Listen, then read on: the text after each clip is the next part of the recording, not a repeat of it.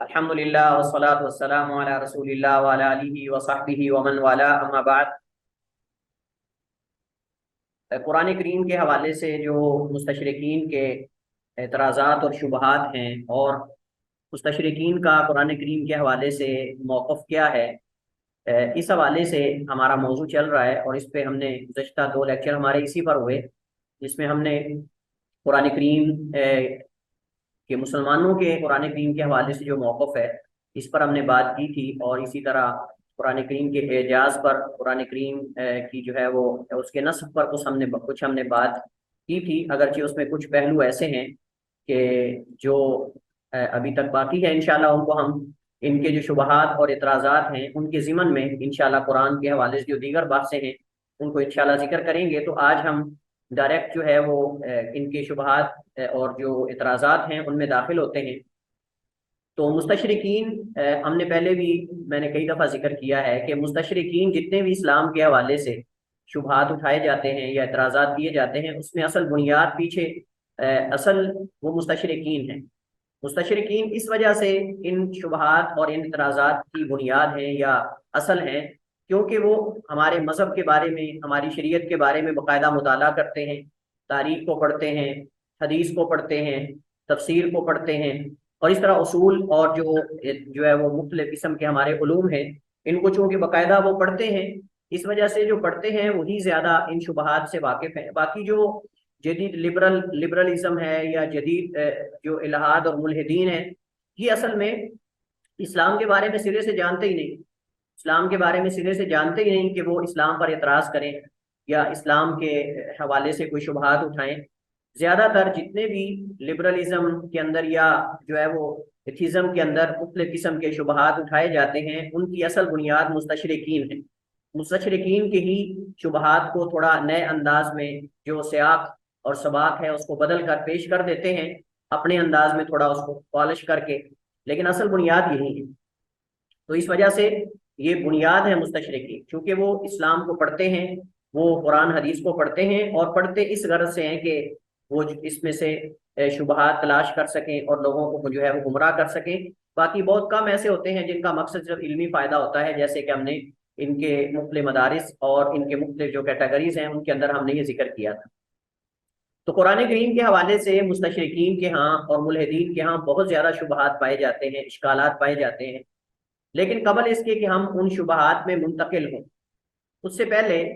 یہ جاننا ضروری ہے کہ ان کے شبہات کی اصل کیا ہے۔ اصل کا معنی یہ کہ کن چیزوں پر ان شبہات کی بنیاد رکھی گئی ہے، اور اصل بنیاد یہ تین شبہات کس طرف لوٹتے ہیں، کہ اصل میں ان چیزوں کو جاننا ضروری ہے۔ تو جتنے بھی مستشرقین کی طرف سے شبہات جو ہے وہ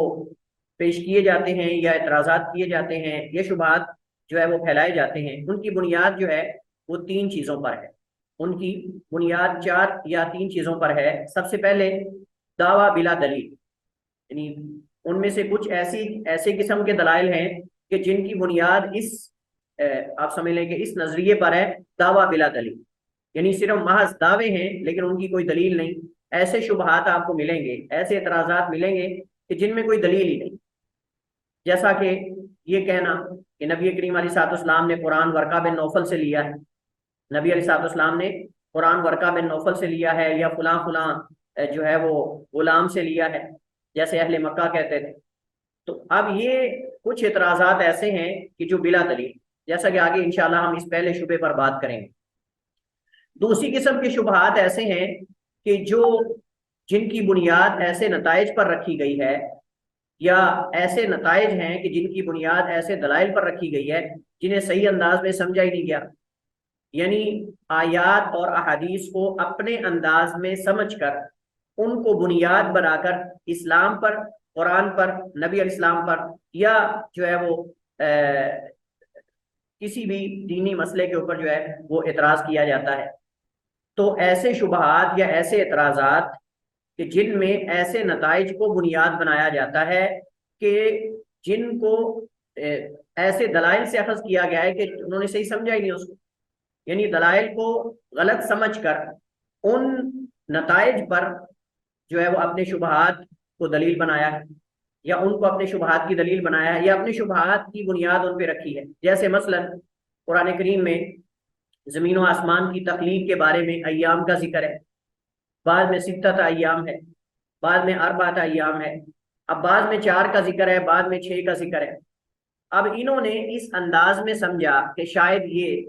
ایک جگہ 6 دن کا ذکر ہے اور ایک دن کا ایک آیت کے اندر جو ہے وہ 4 دن کا ذکر ہے. اب انہوں نے یہ سمجھ لیا کہ شاید یہ تعارض ہے، اور اس کا مطلب یہ ہے کہ اگر یہ تعارض ہے تو یہ اللہ تعالیٰ کی طرف سے نہیں ہو سکتا، یہ قرآن حق نہیں ہے. کیونکہ جب تعارض ہے اس کا مطلب یہ ہے کہ کبھی کہا جا رہا 6 دن میں، کبھی کہا جا رہا 4 دن یا فلاں دن. تو گویا کہ انہوں نے اس کو اپنے انداز میں سمجھ لیا کہ یہ تعارض ہے، حالانکہ یہ تعارض ہے نہیں، جیسا کہ علماء نے اس کا باقاعدہ جو ہے وہ جواب دیا ہے، اور آگے انشاءاللہ ہم اس پہ بات کریں گے. لیکن اس وقت صرف مقصد بیان کرنے کا یہ ہے کہ ان کے شبہات اور اعتراضات کی بنیاد یہ 4 چیزیں یا 3 چیزیں ہیں جن کو ہم ذکر کر رہے ہیں. یا تو ایسے نتائج کو بنیاد بنایا گیا ہے کہ انہوں نے دلائل سے خود اپنے انداز میں اخذ کیا ہے. نمبر 3 کہ دلیل اور مدلول کے مابین تلازم کی نفی کرنا، دلیل اور مدلول کے مابین تلازم کی نفی کرنا. اب مثلا قرآن کریم کے اندر کچھ ایسے واقعات اور ایسے قصے موجود ہیں جو بنی اسرائیل کے اندر، یعنی جو ان کے پاس یہود و نصارہ کے پاس کتابیں ہیں یا ان کے پاس جو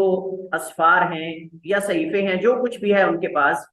بائبل کے اندر یا کوئی اور ان کے پاس جو اسفار ہیں، ان کے اندر جو قصے اور واقعات بیان کیے گئے ہیں ان میں کچھ ایسے ہیں کہ جو قرآن کریم کے قصص اور واقعات سے ملتے جلتے ہیں. قرآن کریم کے بعض قصص اور بعض واقعات سے ملتے جلتے ہیں، لہذا انہوں نے ان کے ملتے جلتے ہونے کی وجہ سے انہوں نے یہ دلیل بنایا کہ قرآن کریم اس کا مصدر یہود و نصارہ کی کتابیں ہیں،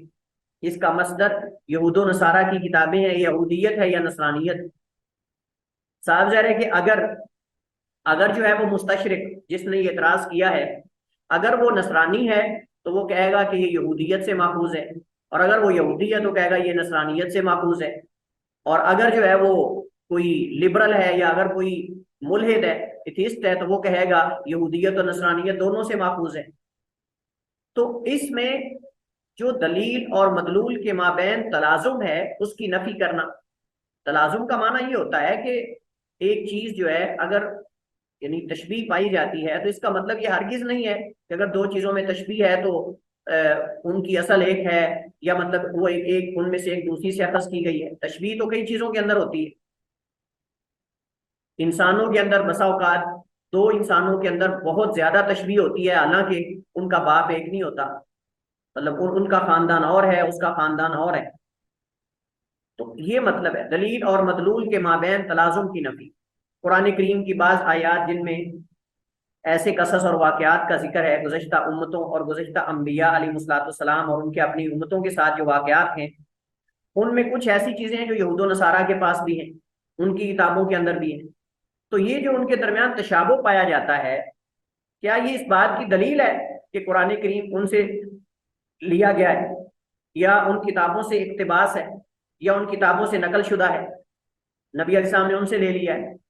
تو ایسا نہیں ہے، لیکن ایسا سمجھا جاتا ہے، حالانکہ ایسا نہیں. تو کئی ایسے شبہات ہیں جن کا تعلق اس بنیاد پر ہے یا اس چیز سے ہے کہ جی چونکہ قرآن کریم کے بعض امور اور بعض چیزوں سے جو ہے وہ، تو بہرحال یہ کچھ ایسے شبہات ہیں جن کی بنیاد اس پر ہے. یہ چیزیں آپ سمجھ لیں تو انشاءاللہ اگلے شبہات بھی سمجھ آئیں. نمبر 4 کہ ان کے موقف سے متعارض صحیح دلائل کو معتبر نہ ماننا. یہ بھی ایک چیز ہے کہ جو اعتراضات وہ کرتے ہیں یا قرآن حدیث کے بارے میں، ہمارے دین کے بارے میں موقف رکھتے ہیں،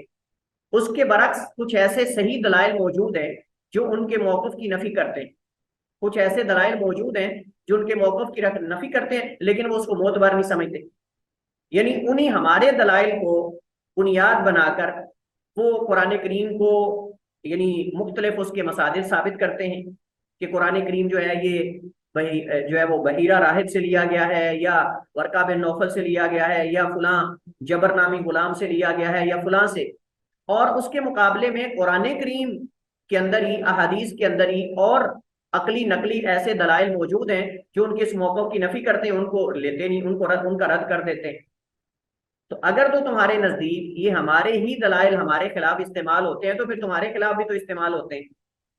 لہٰذا اپنے موقف سے متعارض صحیح معتبر دلائل ان کو رد کر دینا، یہ بھی انہوں نے اپنے دلائل کے اندر اس طریقے کو اختیار کیا ہے۔ اصول تو یہ تھا نا کہ ان اعتراضات کو بھی ذکر کر کے ان کا جواب دیتے، جیسے ہم ان کے اعتراضات کو ذکر کر کے ہم اپنی طرف سے بھی دلائل دیتے ہیں اور ان کا جواب بھی دیتے ہیں۔ لیکن یہ کیا ہوا کہ آپ اعتراض کر کے ان دلائل کو نظر انداز کر دیں جن دلائل کے اندر قرآن کریم کی حقانیت ثابت ہوتی ہے، اور یہ ثابت ہوتا ہے کہ قرآن کریم معجزہ ہے اور اللہ سبحانہ و تعالیٰ کی طرف سے ہے۔ بہرحال یہ چار چیزیں ہیں، یا بعض نے تین چیزیں ذکر کی ہیں، یہ آخری جو ہے اس کے علاوہ پہلی تین چیزیں اور بعد نے چوتھی ذکر کی ہے، جس پر ان کے سارے شبہات کی بنیاد ہے اور اسی کو بنیاد بناتے ہیں۔ کوئی بھی شبہ ان کا ہوگا وہ ان تینوں یا چاروں چیزوں میں سے کسی کی طرف لوٹے گا۔ اب ہم چلتے ہیں قرآن کریم کے حوالے سے جو ان کی شبہات ہیں۔ شبہ نمبر 1، پہلا شبہ قرآن کریم کے حوالے سے ان کا قرآن کریم کی مصدریت کے بارے میں، کہ قرآن کریم کا مصدر کیا ہے۔ ہم مسلمانوں کے ہاں قرآن کریم کا مصدر کون ہے جی؟ ہاں بتائیے ذرا، یہ اللہ کی طرف سے آیا ہے۔ تو اللہ کی مصدر طرف کیا سے ہوگا؟ جبریل کے ذریعے مصدر کیا نبی ہوگا؟ صلی اللہ علیہ وسلم تک پہنچے۔ تو ہم مسلمانوں کے ہاں قرآن کریم کا مصدر اللہ سبحانہ و تعالیٰ کی ذات ہے۔ مصدر ہوتے ہیں نا جس سے کسی چیز کو لیا جاتا ہے، جس کی طرح وہ چیز لوٹتی ہے، اس کی اصل ہے۔ تو ہم مسلمانوں کے ہاں قرآن کا مصدر اللہ سبحانہ و تعالیٰ ہے۔ اللہ سبحانہ و تعالیٰ نے اس قرآن کے ذریعے حقیقت میں کلام کی ہے۔ اور میں آپ کو بتاؤں کہ جو معتزلہ کا موقف ہے، متکلمین کا موقف ہے قرآن کریم کے حوالے سے، وہ اصل میں جو مخالفین ہیں یا جو مستشرقین ہیں ان کے موقف کی تائید کرتا ہے، اور بلکہ بہت سارے مستشرقین نے معتزلہ کے ہی اصل میں جو موقف قرآن کریم کے بارے میں ان کا عقیدہ ہے اس سے یہ اعتراضات اور یہ شبہات اخذ کیے۔ وہ کہتے ہیں کہ قرآن کریم جو ہے یہ حقیقت میں اللہ تعالیٰ نے کلام نہیں کی۔ کبھی کہتے ہیں کہ یہ کلام جو ہے وہ مانوی ہے، مطلب یہ کہ اللہ تعالیٰ نے جو ہے وہ جبریل میں اس کا القاء کر دیا معانی کا، اور جبریل نے جو اپنے الفاظ میں ان کو نبی علیہ السلام کو بتا دیا۔ کبھی کہتے ہیں جبریل نے نبی علیہ السلام کے ذہن کے اندر ان معانی کا القاء کر دیا، لیکن اللہ سبحانہ و تعالیٰ نے بول کر یہ کلام نہیں کی۔ لیکن ہمارا مسلمانوں کا موقف یہ کہ قرآن کا مصدر اللہ سبحانہ و تعالیٰ کی ذات ہے، اور اللہ سبحانہ و تعالیٰ نے اس کے ذریعے حقیقت میں کلام کی ہے، جیسے اللہ سبحانہ و تعالیٰ کی شان کے لائق ہے۔ لیکن اللہ کا اس قرآن کے ذریعے کلام کرنا یہ مخلوق کے کلام کرنے کی طرح نہیں ہے، کیونکہ اللہ سبحانہ و تعالیٰ نے مخلوق کی صفات ثابت کرنے کے بعد اللہ تعالیٰ نے اپنے حق میں بھی ان صفات کا اثبات کیا ہے، اور پھر ساتھ اللہ تعالیٰ نے جو ہے وہ مماثلت اور مشابہت کی اللہ تعالیٰ نے نفی بھی کی ہے۔ لیس کمثلہ شیء وہو السمیع البصیر، اللہ تعالیٰ نے پہلے نفی کی ہے مماثلت کی، اور پھر اللہ تعالیٰ نے اپنے حق میں بھی سمیع اور بصیر ہونے کا اس بات کیا ہے، اور اسی طرح مخلوق کے حق میں بھی فجعلناہ سمیعا بصیرا، انسان کے بارے میں بھی اللہ تعالیٰ نے اس بات کیا ہے۔ لیکن وہ یہ کہتے ہیں کہ قرآن اس کا مصدر اللہ نہیں ہے۔ یہ مستشرقین اور ملحدین کا موقف ہے کہ قرآن کریم کلام الہی نہیں بلکہ محمد کریم کی اپنی تالیف ہے، اپنی تصنیف ہے، جسے انہوں نے مختلف مصادر سے نقل کیا ہے۔ اب یہ مصادر کون سے ہیں؟ اس میں وہ دو طرح کے لوگ، مشرکین مکہ اور اس دور کے لوگ، اور اس کے بعد جو جدید مستشرقین اور ملحدین اور جدید جو اسلام مخالف قوتیں ہیں، دونوں کے موقف ہیں لیکن اصل ایک ہی ہے، صرف مصدر میں اختلاف ہے، باقی اعتراض ایک ہی ہے۔ اس وجہ سے علماء کہتے ہیں کہ یہ شبہ جو ہے، یہ اعتراض جو ہے، یہ قدیم بھی ہے جدید بھی ہے۔ قدیم اصل کے اعتبار سے ہے اور جدید نوعیت کے اعتبار سے ہے، یعنی ان کی اصل اس کی قدیم ہے، لیکن اس کا انداز بیان کرنے کا مصدر کے اندر تعین کے اندر جدت بھی ہے اور قدم بھی ہے، قدیم بھی ہے جدید بھی ہے۔ تو کہتے ہیں کہ قرآن کریم کا مصدر کتاب مقدس ہے، بحیرہ راہب ہے، بحیرہ راہب ہے، اور ورقہ بن نوفل ہے، امیہ ابن ابی سلط جو کہ ایک شاعر تھا، اس کے اشعار ہیں، اور امرؤ القیس الکندی، امرؤ القیس الکندی جو کہ جاہلیت کے شعراء میں سے ایک شاعر شمار ہوتا ہے، اور اس کا جو قصیدہ ہے اس کو بیت اللہ کے اندر جو 7 معلقات ہیں ان کے اندر اس کے قصیدے کو بھی لٹکایا گیا تھا۔ اور امرؤ القیس جو ہے یہ بہت بڑا شاعر تھا، دیوانہ شاعر تھا، اور اس کے واقعات اور قصص آپ سنتے رہتے ہیں اکثر۔ تو یہ بادشاہ کا بیٹا تھا۔ تو بہرحال اس کی طرف انہوں نے نسبت کی کہ یہ قرآن کے مصدر ہے۔ کتاب مقدس، بحیرہ راہب، ورقہ بن نوفل، امیہ ابن ابی سلط جو کہ شاعر تھا، اس کے اشعار اور امرؤ القیس وغیرہ کے اشعار کا یہ مجموعہ ہے۔ اب اس شبے کا جواب ہم کئی جو ہے مختلف صورتوں میں دیں گے۔ سب سے پہلی بات تو یہ ہے کہ جیسے میں نے ذکر کیا کہ یہ دعویٰ کوئی نیا نہیں، بلکہ نیا اور پرانا دونوں، اس کا مضمون قدیم ہے لیکن اسلوب جدید ہے، کیونکہ نبی کریم علیہ الصلوۃ والسلام کے زمانے میں جب مشرکین اس کی مثل لانے سے عاجز آ گئے، اللہ تعالیٰ نے ان کو چیلنج کیا، قُلْ إِن كُنتُمْ فِي رَيْبٍ مِّمَّا نَزَّلْنَا عَلَىٰ عَبْدِنَا فَأْتُوا بِسُورَةٍ مِّن مِّثْلِهِ، اگر تم جو ہم نے اپنے بندے پر اتارا ہے اس میں شک میں ہو تو اس کی مثل لے آؤ۔ اللہ تعالیٰ نے چیلنج کیا، اس سے پہلے چیلنج ہو چکے تھے ان کو، پورا قرآن لانے کا، پھر اس کی 10 صورتیں لانے کا، پھر اس کی مثل ایک صورت لانے کا، آخری اللہ تعالیٰ نے جو ہے وہ چیلنج یہ کیا ان کو۔ لیکن جب وہ نہ قرآن کی مثل لا سکے، نہ قرآن کا عشر لا سکے یا اس کی 10 صورتیں لا سکے، نہ قرآن کی ایک صورت لا سکے، اب انہوں نے ہمیشہ آپ نے دیکھا ہے کہ مخالف یا اہل باطل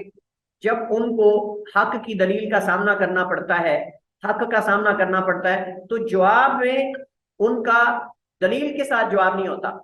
بلکہ پھر ان کا جواب الزام میں ہوتا ہے۔ الزامات، بہتان بازی، افتراء، اور یہ چیزیں ہمیشہ اہل باطل کا طرز عمل رہا۔ تو جب وہ عملی طور پہ کچھ نہیں کر سکتے، عملی طور پہ کوئی دلیل نہیں لا سکتے اپنے دعوے پر، تو اس وقت پھر وہ کیا کرتے ہیں، پھر الزام تراشی پہ آ جاتے ہیں، پھر جو ہے بہتان بازی پہ آ جاتے ہیں اور افتراء پہ آ جاتے ہیں۔ تو اہل مکہ نے بھی یہی کیا کہ جب کوششیں بسیار کے بعد ان کو قرآن کریم کی مثل نہ جو ہے وہ مل سکی یا نہ بنا سکے، تو اس کے بعد انہوں نے کیا کیا، انہوں نے کہا کہ یہ قرآن کریم جو ہے وہ محمد کریم صلی اللہ علیہ وسلم نے جو ہے وہ ایک غلام سے سیکھا ہے۔ جیسے قرآن کریم میں سورہ نحل اور مختلف صورتوں میں اللہ تعالیٰ نے بیان کیا، وَإِذَا قِيلَ لَهُم مَاذَا أَنزَلَ رَبُّكُمْ قَالُوا أَسَاطِيرُ الْأَوَّلِينَ، کہ جب ان سے کہا جاتا ہے، یعنی پوچھا جاتا ہے کہ تمہارے رب نے کیا اتارا، تو وہ کہتے ہیں پہلے لوگوں کی بے اصل کہانیاں، یعنی پہلے لوگوں کے قصے کہانیاں، اس کے علاوہ کچھ نہیں۔ اس طرح انہوں نے کہا وَقَالُوا أَسَاطِيرُ الْأَوَّلِينَ، یہ تو پہلے لوگوں کی قصے کہانیاں ہیں، اکتتبها فَهِيَ تُمْلَى عَلَيْهِ بُكْرَةً وَأَصِيلًا، جو اس نے لکھوا لی ہیں، جو اس نے لکھوا لی ہیں۔ ذرا غور سے آپ سنتے جائیے، یہ رد ہے ان لوگوں پر جو کہتے ہیں محمد کریم جو ہے وہ لکھ کر لے آتے تھے، اور بعض جگہوں پر آگے آئے گا کہ محمد کریم ایسا امی ہے۔ تو وہ پہلے اور پچھلے پہر یعنی دن کے آخر میں اور شروع والے حصے میں اس پر پڑھی جاتی ہیں۔ اسی طرح انہوں نے کہا کہ محمد کریم علیہ الصلوۃ والسلام انہوں نے یہ قرآن عامر بن حضرمی کے غلام نصرانی رومی جبر نامی شخص سے سیکھا ہے، جو کہ ایک لوہار تھا، یعنی حداد تھا، ایک لوہار تھا یا حداد تھا۔ یہ ایک دعویٰ کیا جاتا ہے کہ نبی علیہ الصلوۃ والسلام نے یہ قرآن جو ہے عامر بن حضرمی کے غلام نصرانی رومی جو تھا، نصرانی یعنی رومن سے تھا، جبر نامی اس کا نام تھا اس آدمی کا، اس سے مکہ میں جو یعنی بٹھی کا کام کرتا تھا، لوہے کا کام کرتا تھا، اس سے نبی علیہ الصلوۃ والسلام نے جو ہے وہ سیکھا ہے۔ کہتے ہیں وقال الذین کفروا ان ھذا الا افک افتراه وعنه علیہ قوم آخرون فقد جاءوا ظلما وزورا، اور کہا ان لوگوں نے جنہوں نے کفر کیا کہ بے شک یہ تو سراسر جو ہے ایک جھوٹ ہے، ان ھذا الا افک افتراه، جسے گڑھ لیا ہے اس نے، وعنه علیہ قوم آخرون، اور اس پر ان کی مدد کی ہے دوسرے لوگوں نے بھی، فقد جاءوا ظلما وزورا، تحقیق وہ لائے ہیں بہت باری ظلم اور سخت جھوٹ، یعنی مطلب بنا کر لائے۔ اب یہ اگر آپ اس آیت کی تفسیر پڑھیں، اس آیت کی اگر آپ تفسیر پڑھیں تو مفسرین نے ذکر کیا ہے کہ اس کے اندر وہ یہ کہتے تھے کہ یہ فلاں غلام جو ہے جو کہ ایک نصرانی ہے، اس سے نبی علیہ الصلوۃ والسلام نے یہ سیکھ لیا ہے، اور وجہ یہ ہے کہ اس کے اندر پچھلی امتوں کے قصے کہانیاں ہیں، پچھلی امت کے واقعات اور قصص ہیں، موسیٰ علیہ الصلوۃ والسلام کے، عیسیٰ یوسف علیہ الصلوۃ والسلام کے، ابراہیم علیہ الصلوۃ والسلام کے۔ اس کا مطلب یہ کوئی اپنی طرف سے تو نہیں بنا سکتا، تو کم از کم یہ ہے کہ کسی نصرانی سے جو ایک غلام تھا اس سے سیکھا ہے۔ اللہ تعالیٰ نے ان کے شبے کا جواب اس انداز میں دیا ہے، وَلَقَدْ نَعْلَمُ أَنَّهُمْ يَقُولُونَ إِنَّمَا يُعَلِّمُهُ بَشَرٌ، کہ اور بلا شبہ یقیناً ہم جانتے ہیں کہ وہ کہتے ہیں اسے تو ایک آدمی ہی سکھاتا ہے، لِسَانُ الَّذِي يُلْحِدُونَ إِلَيْهِ، جس کی طرف وہ نسبت کرتے ہیں، یعنی غلط نسبت کرتے ہیں، اشارہ کرتے ہیں نبی علیہ الصلوۃ والسلام کے اس کا معلم ہونے کا یا اس کے استاد ہونے کا، आजमी, वो अजमी है, उसकी जुबान अजमी है। वहादा लिसान अरबी मुबीन, और जबकि ये वाजे साफ अरबी जुबान है। तो अगर मोहम्मद करीम अलैहिस्सलाम ने उससे सीखा या वो इनके उस्ताद होते, तो फिर अरबी जुबान ऐसी फसाहत वाली तो नहीं होनी चाहिए। और चले मान लेते हैं कि उसने सिखाया है या नबी अलैहिस्सलाम ने उससे सीखा है, तो फिर तुम तो असल अरब हो, तुम तो असल अरब हो, अपनी अरब दानी पे तुम्हें फख्र और गुरूर था, तो तुम एक अजमी शख्स की अरबी जैसी अरबी भी नहीं ला सकते,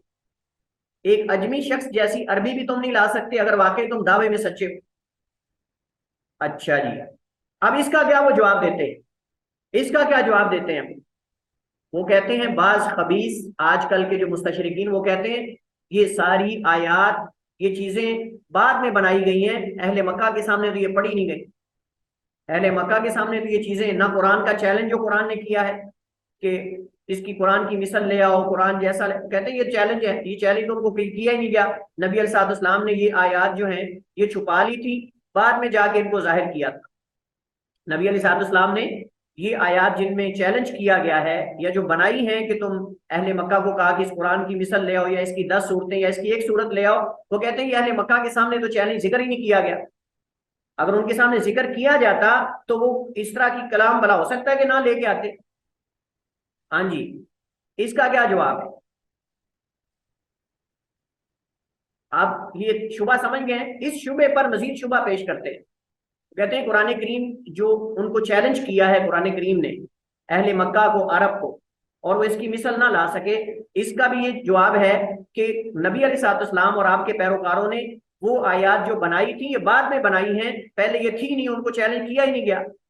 अगर उनको चैलेंज किया गया होता तो वो भला हो सकता है कि वो ना ला सकते इस तरह की कलाम। अगर बाद वालेकुम में सर। किया है तो अभी तक अभी ले आए थे, मतलब। और जी, फिर अल्लाह ने तो ये भी चैलेंज किया है ना कि वो क्यामत तक नहीं ला सकते। अगर तो उनके मुताबिक बाद में है तो अभी कोशिश करके ला के वो दिखा दें। वो कह सकते हैं कि जी अभी तो लोगों की अरबी कमजोर है, असल अरब उस वक्त है। हाँ जी, इसका क्या जवाब है सूरह फिर? कौन सा? हाँ,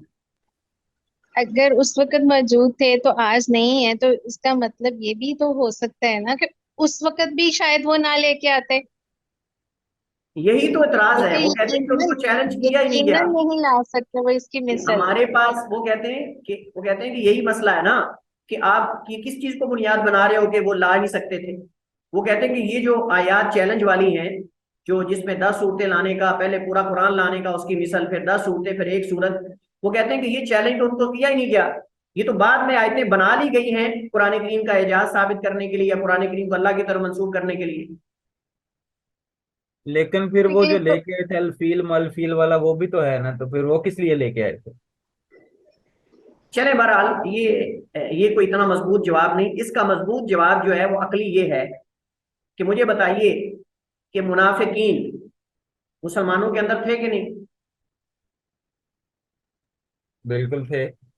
तो क्या वो मुनाफिकीन ये राज फाश नहीं कर सकते थे? हाँ जी, ये राज के ये आयतें बाद में कि शामिल ये की हैं आयतें उसमें। मोहम्मद करीम ने ये बाद में बनाई और छुपा ली थी, उनको बताया ही नहीं, उनको चैलेंज किया ही नहीं, बाद में बनाकर जो है वो लोगों को बता दी। तो बाद में का मतलब जी ये कि सर, मक्का में, बाद मुनाफिक, में का हाँ मतलब ये कि मदीना में मुनाफिकीन बनाई। बता तो सकते थे। बाद मुनाफिकीन का मतलब ये अकली है, दलील बिल्कुल ठीक है।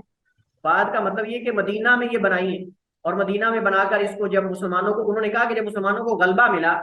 तो उस गलबे के अंदर उन्होंने फिर ये बनाकर जो है मजीद अपने गलबे को साबित करने के लिए, अपनी शान शौकत को साबित करने के लिए आया। हम कहते हैं अगर तुम बाद की बात कर रहे हो तो बाद के अंदर तो फिर मुनाफिकीन भी मुसलमानों के अंदर मौजूद थे, तो वो बता देते, भला किसी को ये बात हजम होती? इतनी देर तक वो राज राज ही नहीं रहता, इतनी बड़ी उम्मत के अंदर इतना बड़ा राज रह सकता है? हाँ जी, ये उनका फिर नहीं ये सर, एतराज भी तो हो सकता है ना कि नबी करीम सल्लल्लाहु अलैहि वसल्लम ने अपने पैरोकारों को भी नहीं बताई थी उस वक्त। उस्ताद, नहीं, लेकिन ये बात है कि जो इस्लाम की दावत है वो कभी खुफिया दावत रही ही नहीं है। हाँ, बिल्कुल वो ठीक है, उसकी हर ये भी चीज आपकी खुली बात हुई है ठीक है कि शरिया पे इस्लाम पर। की दावत खुफिया नहीं रही। लेकिन हम कहते हैं कि अगर खुफिया रहती भी तो क्या मुनाफिकीन के पास ये पॉइंट नहीं था उनके पास? اسلام کو نیچا دکھانے کے لیے، مسلمانوں کو ذلیل کرنے کے لیے، وہ تو ایک ایک لمحہ ضائع نہیں جانے دیتے تھے۔ تو اگر کوئی ایسی بات ہوتی تو منافقین اس کو اعلانیہ طور پہ مشرکین مکہ کو جا کے بتا دیتے، کفار کو بتا دیتے، نبی علیہ السلام پہ اعتراض کرتے، اور یہ بات کو اس دور کے اندر کسی سے ڈھکی چھپی نہ رہتی۔ اتنا بڑا راز کسی کو پتا نہیں چلا، یہ کیسے ہو سکتا ہے؟ اور منافقین جو مسلمانوں کے اندر تھے، جو کان لگا کے باتیں سنتے تھے اور جا کے فوراً بتا دیتے تھے، اگر کوئی ایسی بات ہوتی تو یہ کیسے راز رہتا؟ اور یہ ایک فضول قسم کا، جیسے ہم نے کہا نا کہ کچھ ان کے شبہات اور اعتراضات کی بنیاد دلیل بلا دعویٰ بلا دلیل، دعویٰ بلا دلیل، کوئی دلیل ہی نہیں، ایسے بس جو ہے وہ تکے لگاتے ہیں۔ تو بہرحال اس سے معلوم ہوا کہ یہ دعویٰ مصادر کی حد بندی میں قدیم اور جدید، اصل کے اعتبار سے قدیم اور نوعیت کے اعتبار سے جدید ہے۔ مشرکین رومی لوہار کو مصدر مانتے تھے، جبکہ عصر حاضر کے مخالفین بحیرہ راہب کو مصدر مانتے ہیں، بحیرہ راہب کو مصدر مانتے ہیں، جبکہ رسول کریم علیہ الصلوۃ والسلام نے شام کے سفر میں اس سے ملاقات کی تھی، تب اس سے یہ سب سیکھا تھا۔ یہ ان کا دعویٰ ہے۔ اللہ کے نبی علیہ الصلوۃ والسلام جو ہے جب شام کے سفر میں اپنے چچا ابو طالب کے ساتھ گئے تھے، تو اس وقت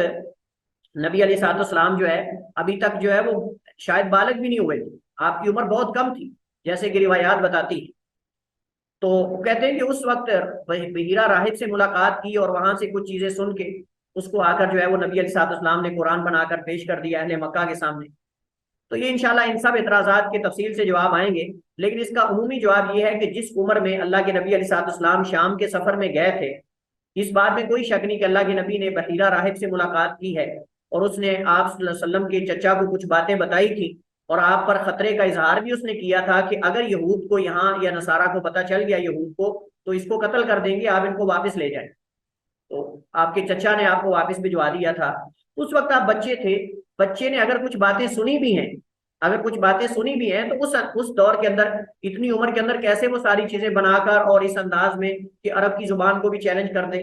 ایسے کیسے ہو سکتا ہے؟ تو بہرحال آگے اس کی انشاءاللہ تفصیل اور اس کا جواب تفصیلی انشاءاللہ آگے آئے گا۔ اس طرح ان میں سے بعض کا یہ کہنا ہے کہ حضرت خدیجہ رضی اللہ تعالی عنہا کی چچا زاد ورقہ بن نوفل سے یہ قرآن سیکھا ہے، اور یہ معلومات ساری اس سے لی جو کہ نصرانی تھے، اور وہ تورات کو عربی زبان میں لکھتے تھے، تورات اور انجیل کو، اور اصل وہ نصرانی تھے، یعنی پہلے مشرک تھے اور مشرک کے بعد جو ہے وہ نصرانیت کو انہوں نے قبول کر لیا تھا، اور اس وجہ سے تورات اور انجیل کو پڑھتے تھے، بلکہ بعض کا کہنا ہے کہ تورات کے حافظ تھے اس دور کے اندر۔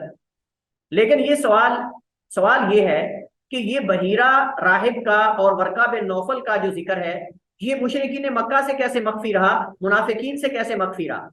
یہ آج یعنی 1400 سال بعد جا کے مستشرقین کو پتہ چلا، مستشرقین کو جا کے پتہ چلا ہے اس اعتراض کا کہ بحیرہ راہب یا ورقہ بن نوفل سے آپ نے سنا ہے۔ اس دور میں اگر ایسا ہوتا تو مشرکین مکہ اور منافقین مدینہ کبھی اس پوائنٹ کو جانے نہ دیتے، وہ اعتراض کو اس کا بھی ذکر کر دیتے۔ لوہار کا ذکر جو کر رہے ہیں، لوہار کا ذکر کر رہے ہیں جو کہ جبر نامی غلام تھا، تو اس کا بھی تو ذکر وہ کر سکتے تھے، کہتے کہ بحیرہ راہب کے پاس گئے تھے، یہ تب وہاں سے سن کے آئے۔ حالانکہ تمام اہل مکہ جانتے تھے کہ اللہ کے نبی علیہ الصلوۃ والسلام بچپن میں، یعنی جب آپ بالغ نہیں ہوئے تھے، آپ اپنے چچا کے ساتھ گئے تھے، آپ کی ملاقات بھی ہوئی تھی،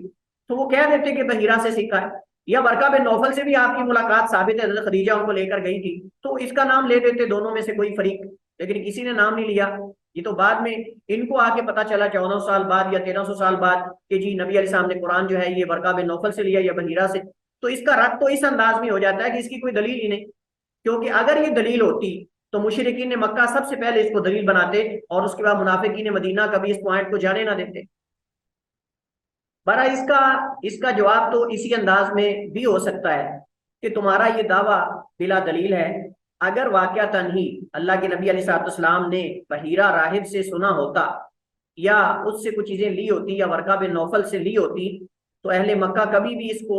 رائیگاں نہ جانے دیتے، منافقین مدینہ کبھی بھی اس کو رائیگاں نہ جانے دیتے۔ اسی طرح اسی اشکال کا جواب دینے سے قبل یہ بھی جان لینا ضروری ہے کہ نبی کریم علیہ الصلوۃ والسلام ایک امی نبی، یہ جاننا بہت ضروری ہے کہ اللہ کے نبی علیہ السلام امی تھے، النبی الامی۔ اور امی کا معنی جمہور مفسرین جس بات پہ متفق ہیں وہ یہ ہے کہ ایسا نبی جو لکھنا پڑھنا نہیں جانتا۔ اللہ کے نبی علیہ الصلوۃ والسلام لکھنا پڑھنا نہیں جانتے تھے، اور یہ اہل مکہ بھی جانتے تھے، اور یہ منافقین اہل مکہ بھی جانتے تھے، اور یہود و نصارہ کے پاس ان کی کتابوں کے اندر بھی لکھا ہوا ہے کہ یہ نبی جو آئے گا یہ امی ہوگا، لیکن اس کے باوجود یہ اتنے ہٹ درمی پر اور اتنے جو ہے وہ اس بات پہ اڑے ہوئے ہیں کہ یہ اس انداز میں نبی علیہ الصلوۃ والسلام کو کہ آپ دوسرے لوگوں سے قرآن لیا ہے، اس چیز کو چھپا دیتے ہیں، اس چیز کا انکار کر دیتے ہیں۔ جیسے میں نے ذکر کیا کہ ان کے دلائل کے خلاف یا ان کے موقف کے خلاف صحیح دلائل قائم ہیں، موجود ہیں، لیکن یہ اس کو نظر انداز کر دیتے ہیں۔ ان میں سے ایک یہ اس کی مثال ہے کہ نبی علیہ الصلوۃ والسلام کا امی ہونا یہ تورات اور انجیل کے اندر لکھا ہوا ہے۔ تورات اور انجیل کے اندر جہاں آپ کی بشارتیں ہیں، آپ کے آخری نبی ہونے کا ذکر ہے، یاتی من بعد اسمہ احمد، اس کے بعد ایک نبی آئے گا جس کا نام احمد ہوگا عیسیٰ علیہ السلام کے بعد، اور یہ تورات انجیل کے اندر ذکر ہے۔ اب اس کو معتبر دلیل کو یہ نظر انداز کر دیتے ہیں کہ اللہ کے نبی امی ہے، اور نبی لکھنا پڑھنا جو نہیں جانتا وہ کیسے کسی سے لکھ لیتا ہے یا کسی سے جو ہے وہ سیکھ لیتا ہے، ایسے کیسے ہو سکتا ہے؟ تو اللہ کے نبی علیہ الصلوۃ والسلام امی تھے، لکھنا پڑھنا نہیں جانتے تھے۔ قرآن کریم میں متعدد مقامات پہ اس کا ذکر ہے، الذین یتبعون الرسول النبی الامی الذی یجدونہ مکتوبا عندہم فی التوراۃ والانجیل، وہ لوگ جو اس رسول کی پیروی کرتے ہیں جو امی نبی، جسے وہ اپنے پاس تورات و انجیل میں لکھا ہوا پاتے۔ اب تورات و انجیل میں لکھا ہوا نبی کا ذکر بھی ہے اور نبی کا امی ہونا بھی ذکر ہے۔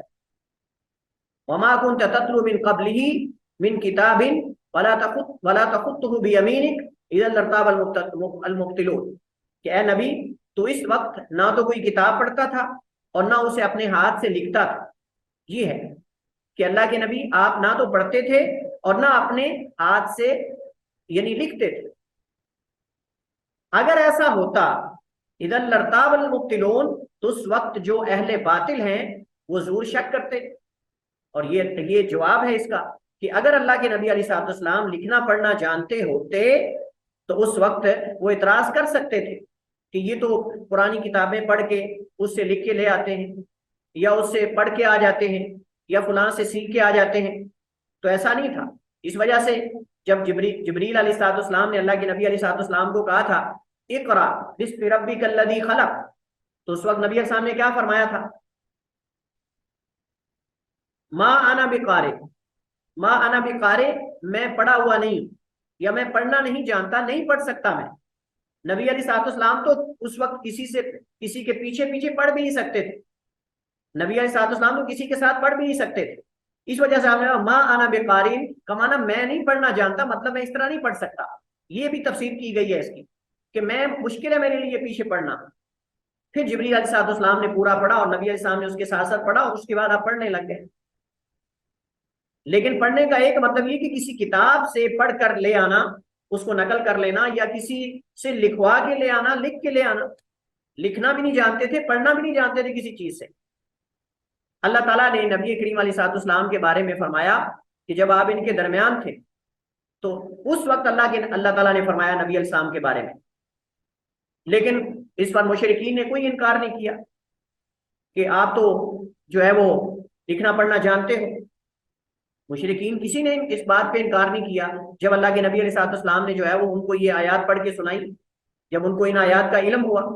تو ان میں سے بعد میں بھی علم ہو گیا تھا۔ جب مدینہ میں آ گیا تو تب بھی ان کو علم تھا، قرآن جو نازل ہوتا تھا پوچھتے رہتے تھے، سنتے رہتے تھے، تو اعتراض کر سکتے تھے کہ آپ تو پڑھنا لکھنا جانتے ہو۔ اس کا مطلب تمام اہل مکہ جانتے تھے مشرکین کہ اللہ کے نبی امی ہیں، اور اہل مکہ میں کئی لوگ اور ایسے موجود تھے،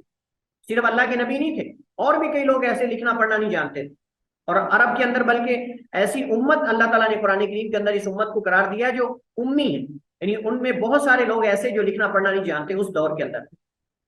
جب اللہ کے نبی صلی اللہ علیہ وسلم کو مبعوث کیا گیا تو اگر اللہ کے نبی علیہ السلام لکھنا پڑھنا جانتے ہوتے تو یہ اعتراض ہو سکتا تھا، مشرکین بھی اعتراض کر سکتے تھے، مخالفین بھی اعتراض کر سکتے تھے۔ اچھا، بعض لوگوں نے اس حوالے سے کچھ مزید شبہات پیدا کی ہیں، اور وہ ہماری احادیث سے استدلال کرتے ہیں کہ نبی لکھنا پڑھنا جانتے تھے، اور اس کی بنیاد دو چیزوں کو بناتے ہیں، دو حدیثوں کو بنیاد بناتے ہیں۔ وہ کہتے ہیں کہ آپ کی احادیث میں موجود ہے کہ تمہارے نبی لکھنا پڑھنا جانتے تھے، تمہارے نبی لکھنا پڑھنا جانتے تھے۔ دلیل کیا ہے جی؟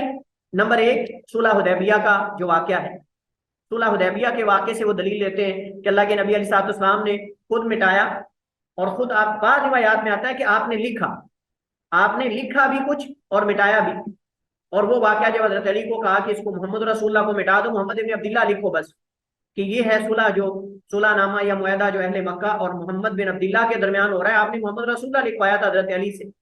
اللہ کے نبی میں کہ ٹھیک ہے محمد رسول اللہ مٹا دو۔ حضرت علی نے کیا فرمایا تھا؟ واللہ لا امحوک ابدا، اللہ کی قسم میں آپ کو نہیں مٹا سکتا، یعنی آپ کا نام نہیں مٹا سکتا۔ آپ نے میں بتاؤ کہاں ہے؟ اللہ کے نبی صلی اللہ علیہ وسلم نے اس پر جو ہے وہ قلم سے اس کو مٹا دیا۔ اتنا تو حدیث میں ثابت ہے، لیکن بعض راویوں کی طرف سے وہم ہوا، انہوں نے کہا کہ اللہ کے نبی صاحب نے کچھ لکھا بھی تھا۔ تو اگر یہ روایت، بعض علماء نے کہا یہ وہم ہے بعض راویوں کی طرف سے، اور بعض نے کہا نہیں وہم نہیں ہے، یہ معجزہ تھا اللہ کے نبی کا، آپ لکھنا پڑھنا تو نہیں جانتے، لیکن اس وقت آپ نے لکھ لیا تھا، اس کے بعد قادر نہیں تھے، نہ پہلے تھے نہ بعد میں، لیکن اس وقت معجزانہ طور پہ آپ نے کچھ لکھا۔ یہ بھی توجیہ موجود ہے، یہ بھی توجیہ موجود ہے۔ تو بہرحال وہ اس حدیث سے استدلال کرتے ہیں کہ اللہ کے نبی صاحب نے، بعض روایات میں آتا ہے کہ آپ نے لکھا، بعض روایات میں آتا ہے کہ آپ نے مٹایا، تو کہتے ہیں کہ آپ نے مٹایا یا لکھا، اس سے ثابت ہوتا ہے کہ آپ لکھنا پڑھنا جانتے تھے۔ اور دوسرا حدیث کرتاس سے وہ استدلال کرتے ہیں کہ حدیث کرتاس میں یہ ہے کہ نبی علیہ الصلوۃ والسلام نے کہا ایتونی بھی، کہ میرے پاس جو ہے وہ کاغذ قلم لے کر آؤ، یا جو ہے وہ کاغذ قلم لے کر آؤ اور میں تمہیں لکھ دوں تاکہ تم اس کے بعد کبھی اختلاف نہ کر سکو، جس کو حدیث کرتاس کہتے ہیں۔ تو پہلے کا جواب میں نے دے دیا کہ پہلے کا جواب یہ ہے کہ پہلی بات تو یہ ہے کہ نبی علیہ الصلوۃ والسلام کا صحیح حدیث سے لکھنا ثابت نہیں، حدیبیہ کے مقام پہ، صلح حدیبیہ پہ صرف آپ کا مٹانا ثابت ہے، اور مٹانے سے کسی کا لکھنا پڑھنا، لکھا پڑھا ہونا یہ ثابت نہیں ہو جاتا، کیونکہ حضرت علی نے آپ کا ہاتھ وہاں رکھا تھا، حدیث میں ثابت ہے، اور آپ نے پھر اس کو مٹا دیا، یہ تو کوئی بھی کر سکتا ہے۔ باقی رہا جس کے اندر آپ نے کچھ لکھا، یا مطلب کہ، اور اس میں یہ بھی ما کان یحسن الکتابہ، اللہ کے نبی صلی اللہ علیہ وسلم اچھے طریقے سے لکھنا پڑھنا نہیں جانتے تھے، لیکن اس وقت آپ نے لکھ لیا، معجزانہ طور پہ لکھ لیا، اگر روایت ثابت ہو جائے۔ لیکن بعض علماء نے کہا کہ اس کے اندر راوی کو وہم ہوا ہے۔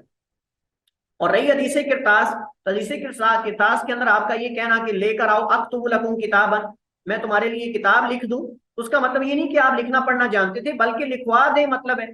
یہ تو بالکل ایسے جیسے ہم کہتے ہیں کتبہ فلان، حالانکہ اس کے کاتب لکھتے تھے، بہت سارے محدثین جو ہیں وہ اپنے کاتب رکھے ہوئے تھے جو نبینا تھے، تو اس پر لکھا ہوتا ہے کتبہ فلان، بعض لکھ دیتے املا، بعض کہتے ہیں کتبہ، تو آپ یہ کہہ سکتے ہیں اکتب لکم، یعنی میں تمہیں لکھوا دوں۔ اس طرح بادشاہ کہتے ہیں کتبہ فلان الی فلان، فلاں نے فلاں کی طرف خط لکھا، حالانکہ بادشاہ لکھواتا ہے، خود تو نہیں لکھتا، لیکن کہتے ہیں بادشاہ نے خط لکھا فلاں کو، فلاں نے فلاں کی طرف، حالانکہ لکھنے والا کاتب ہوتا ہے لیکن لکھواتا لیکن ہم کہتے ہیں بادشاہ نے لکھا فلاں کو۔ یہ تو عربی زبان سے نابلد ہے یہ لوگ اعتراض کرنے والے جو یہ کہتے ہیں کہ حدیث میں آتا ہے اکتب لکم کتابا، میں تمہیں کتاب لکھ کر دوں، اس کا مطلب نبی لکھنا پڑھنا جانتے تھے، یہ تو حدیث سے ثابت ہے۔